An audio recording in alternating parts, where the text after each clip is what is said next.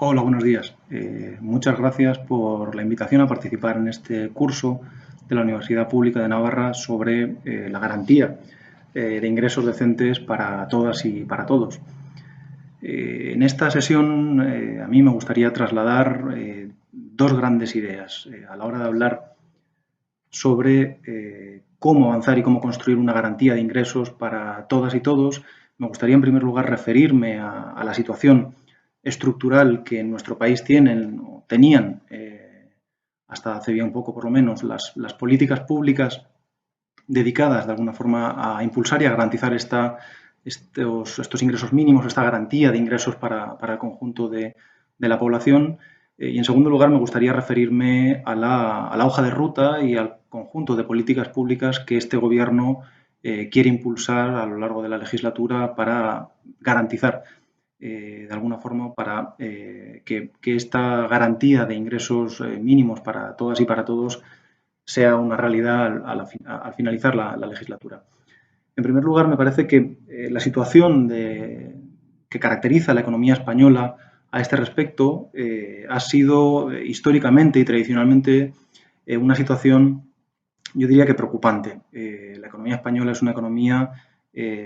que generalmente ha mantenido altos niveles de desigualdad en comparación, al menos con nuestros socios europeos y muy en particular, de forma preocupante, ha mantenido altos niveles de pobreza infantil. Además, como consecuencia de la última década, del impacto tan fuerte que tuvo la crisis financiera sobre el empleo, de los recortes que se vivieron sobre algunas partidas del gasto público, estas desigualdades en los últimos 10 años se incrementaron en nuestro país, de forma que nos han situado en un escenario en donde,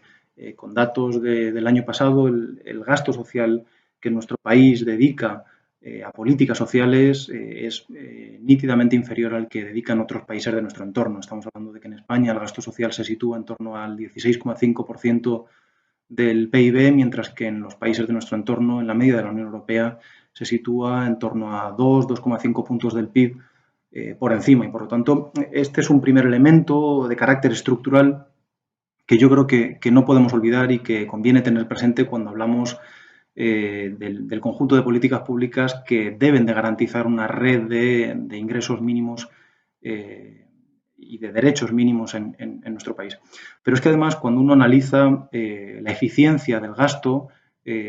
en términos históricos y en términos estructurales, también lo que observamos es que en España no solamente se ha invertido menos en políticas sociales que en los países europeos de nuestro entorno, sino que además la inversión realizada ha sido menos eficiente. Lo que ha llevado a una escasa capacidad redistributiva de las políticas públicas. Por aclarar a lo que me refiero, por cada punto porcentual de gasto social que España gasta, sabiendo que además gastamos comparativamente menos, pero por cada punto porcentual de gasto social que España invierte en políticas sociales, el índice de Gini, que sabéis que es un indicador que básicamente nos da una expresión numérica del grado de desigualdad y de polarización económica que hay en una sociedad, se reduce un 15% menos. Es decir, que tenemos un reto en materia de ponernos al mismo nivel en inversión social que los países de nuestro entorno, pero también tenemos un reto de hacer ese gasto más eficiente. En general, los expertos en la materia nos han venido señalando una y otra vez que en buena medida esta dificultad de las políticas públicas españolas para reducir la desigualdad y para reducir la pobreza, o para hacerlo por lo menos en los mismos términos en los que lo hacen los países de nuestro entorno, ha tenido en buena medida mucho que ver con el excesivo sesgo que tenían estas políticas públicas hacia las desgravaciones fiscales y la poca intensidad que tenían las políticas de renta directas, ¿no? Es decir, un sistema como el nuestro que pretendía reducir la desigualdad fundamentalmente a partir de algunas desgravaciones fiscales se ha mostrado poco eficiente para hacerlo y poco eficiente para reducir estos índices de Gini y para garantizar la cohesión social. Y por lo tanto, del análisis de la situación estructural de la realidad española, la primera reflexión que nos debe surgir desde mi punto de vista es que es necesario potenciar y que hace falta impulsar políticas públicas que no solamente estén basadas, si pretendemos impulsar la cohesión social y reducir las desigualdades, en el uso de las desgravaciones fiscales, sino que también debemos apostar por programas de rentas y de inyección directa de rentas a las familias. El ingreso mínimo vital en este sentido era, y paso con ello a referirme a la segunda parte de lo que yo quería hoy hablar, que es la hoja de ruta del Gobierno en esta materia. El ingreso mínimo vital era uno de los elementos que este Gobierno, desde el primer momento en el acuerdo de coalición progresista, tenía contemplado, y a continuación me referiré a él, pero no es el único. Cuando pensamos en la hoja de ruta del Gobierno de este Gobierno para intentar reducir la desigualdad, para intentar garantizar la cohesión social, hay que incorporar además otros elementos, porque la desigualdad social y la falta de cohesión obedece a la debilidad estructural que han tenido las políticas públicas en materia de cohesión de rentas en nuestro país, pero obedece también al propio funcionamiento del mercado de trabajo o algunas carencias que tenemos en nuestros propios servicios públicos y en el estado del bienestar. Es decir, que el esfuerzo por garantizar la cohesión social y el esfuerzo por garantizar un crecimiento económico que sea verdaderamente inclusivo y que garantice que los frutos del crecimiento se reparten de forma equitativa en el conjunto de la sociedad, exige esfuerzos en todos estos sentidos. Exige esfuerzos en el desarrollo de un programa como es el ingreso mínimo vital, de inyección de rentas directas a los hogares, pero exige también esfuerzos en el ámbito laboral y exige también esfuerzos en el reforzamiento de algunos elementos del estado del bienestar, como muy en particular la construcción de una cuarta pata del estado del bienestar que provea y garantice servicios a los hogares, fundamentalmente en servicios relacionados con los servicios sociales, con la ayuda a la dependencia, etc. Me referiré a continuación a la primera de las cuestiones que aludía al desarrollo de un programa de rentas directo, lo que hemos llamado una renta garantizada o el ingreso mínimo vital, que estaba ya contemplado en el acuerdo de coalición de este Gobierno. Este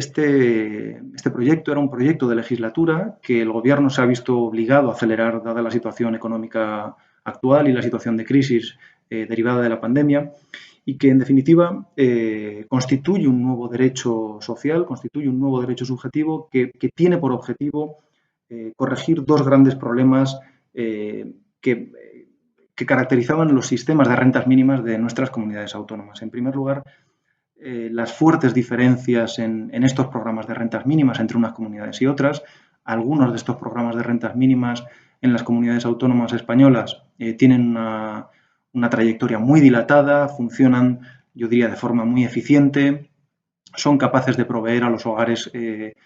sin ingresos de estos ingresos moderadamente bien y de forma similar a otros programas centroeuropeos o de los países nórdicos. Sin embargo, hay otras comunidades autónomas que tenían programas, que tienen programas que proveen de menos recursos, que tienen una falta de cobertura mayor y, por lo tanto, de alguna forma, el primer objetivo en el desarrollo de una política estatal tenía que ver con la necesidad de cerrar la brecha de estas diferencias entre comunidades autónomas. Y, en segundo lugar, el otro objetivo es el de impulsar la cobertura. En enero del 2020 teníamos que del orden de unos 300.000 hogares en España estaban cobrando programas de rentas mínimas en las distintas comunidades autónomas. El desarrollo de esta nueva prestación, de este nuevo derecho, el ingreso mínimo vital, tiene como objetivo y tiene por objetivo impulsar un mínimo estatal al margen de la comunidad autónoma en la que uno viva, que garantice que al menos se alcancen al final de la legislatura los 800.000 hogares cubiertos por este programa de renta mínima, que lógicamente en el ejercicio de sus competencias las comunidades autónomas deberían y podrán complementar como estimen oportuno. Se trata, en definitiva, de construir algo que sencillamente no existía en nuestro país, una red de seguridad, una red que garantice una prestación no contributiva al conjunto de los hogares españoles, al margen de cuál sea la situación laboral de estos hogares o mejor dicho, al margen de si han tenido cotizaciones previas o no han tenido cotizaciones previas estos hogares. Y este objetivo, lógicamente, la crisis económica derivada del COVID lo ha hecho más evidente y más urgente. Las características de la prestación son conocidas, así que no me detendré en ellas. Es una prestación no contributiva, como decía, que se construye en torno a un nuevo derecho subjetivo y que, después podremos entrar con más detalle en el debate si queréis, pero yo creo que es conocido por todos que plantea en este momento algunos problemas, algunas limitaciones respecto de su gestión inicial que, lógicamente, en el Gobierno nos preocupan y que esperamos que sean, en todo caso, temporales y en las que, desde luego, ya tanto la Vicepresidencia de Derechos Sociales como el Ministerio competente en la gestión, el Ministerio de Inclusión y Seguridad Social, trabajamos codo con codo para resolver lo antes posible, ¿no? Me parece que, además, aquí tenemos una importante oportunidad, una oportunidad de oro en el trámite de enmiendas en el Congreso, precisamente para modificar, fortalecer y garantizar con esas enmiendas que el ingreso mínimo vital efectivamente sea y cumpla cuanto antes el objetivo que debe de cumplir y que tiene que cumplir a lo largo de la legislatura. Podemos entrar después en el debate con más detalle a estas cuestiones. Pero, además, me gustaría referirme a algún elemento adicional. Garantizar ingresos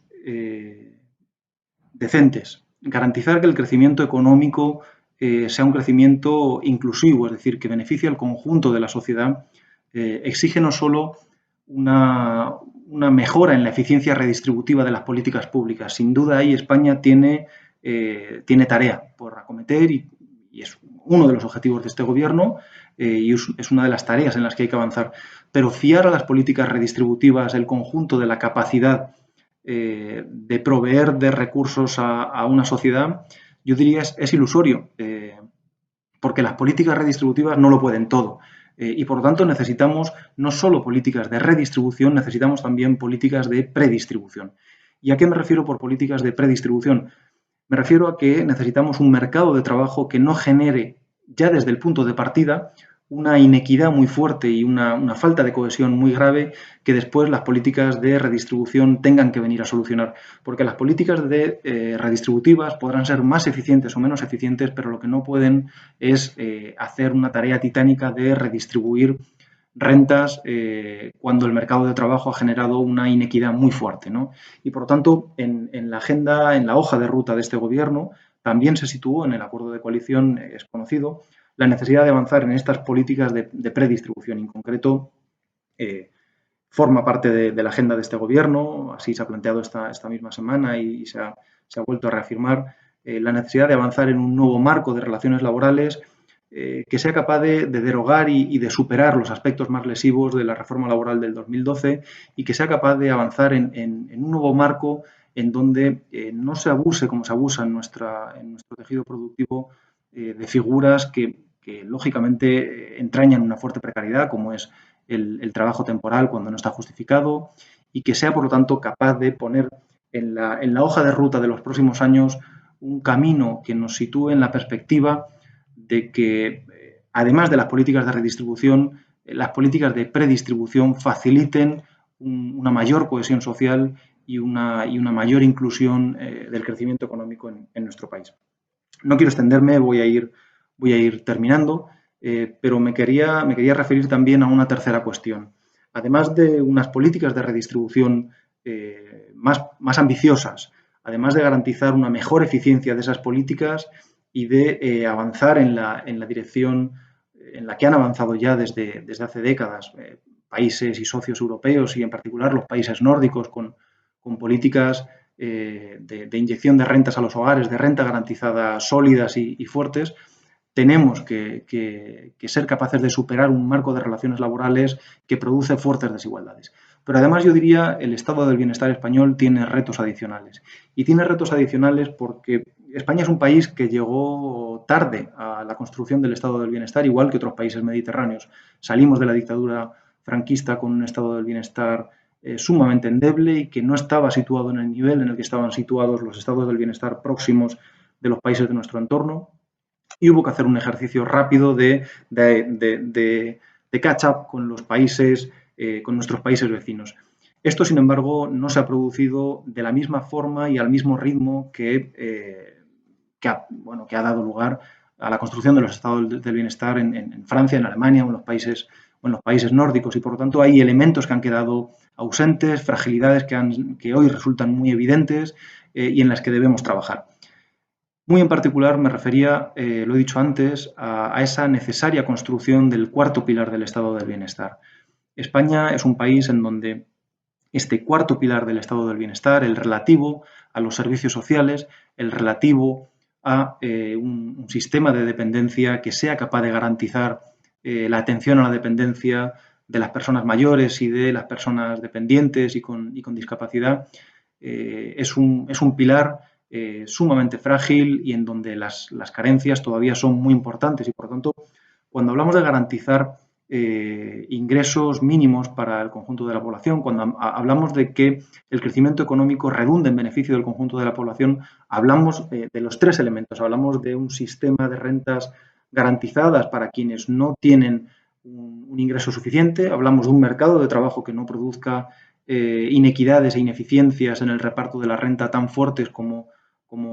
se han producido en los últimos años en nuestro país, pero hablamos también de un estado del bienestar que sea capaz de proveer de servicios y que sea capaz de proveer